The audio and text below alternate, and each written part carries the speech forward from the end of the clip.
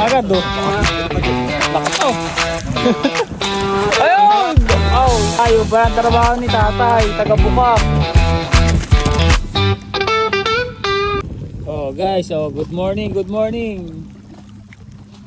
Oh, ito inabot natin yung mga magdadayakos dito sa area. Titingnan natin kung may mahuhuli. Yan, ayan sila, iwaiwalay oh. Oh, meron dyan. Oh, meron dito. Nandito yung kanilang pinakang ipunan. Ito, dito nila dadalhin yung mga mahuhuli nila.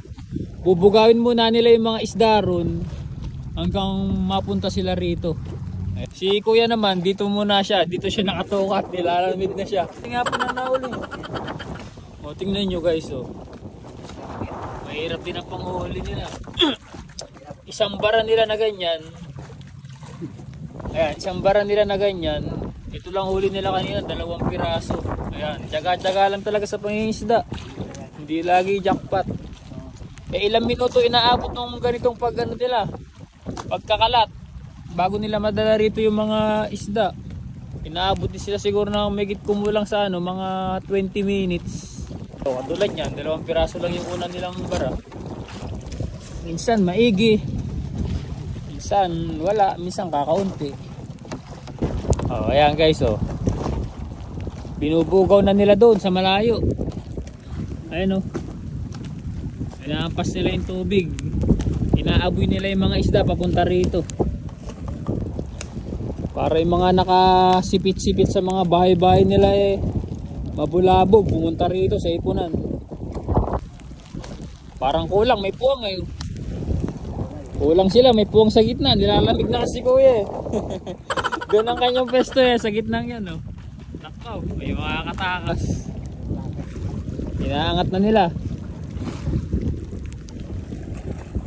Sana maraming huli.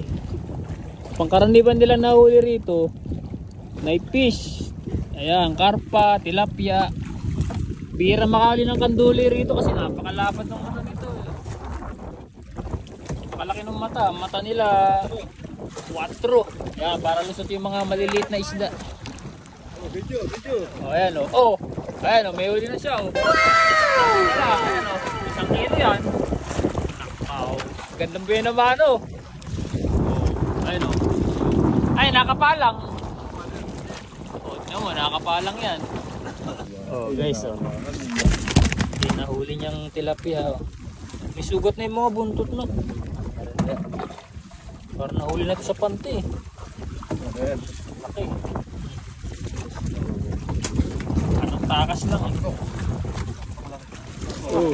Oh, laki. Pagad oh. Lakaw. Karpo. Nasabi ko, jackpot. Ano yung nasa pesto ko, akin yan, may hati ako dyan. May ako dyan na, hati-hati tayo. Okay. Sige, pwede na mga 60-40. Lamang na kayo ng konti at kayo nahirapan. Ako nagbibideo lang. Karpo, may karpa, lagi may itlog yung ano ko dyan eh. Mga hapa. Pero, sigising. Wala, kailangan kumita tayo eh. Yung mga estudyante, walang pasok, pero tayo, kailangan pumasok. Talaga. Yun, tilapia. 4 oh.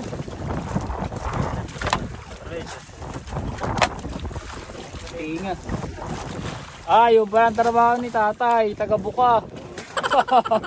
Ayun, alam ko na kanyang pwesto. Taga-buka pala siya.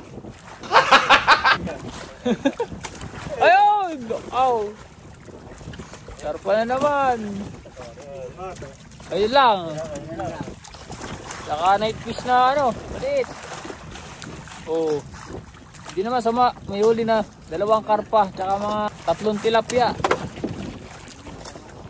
Ayun pa, night fish oh.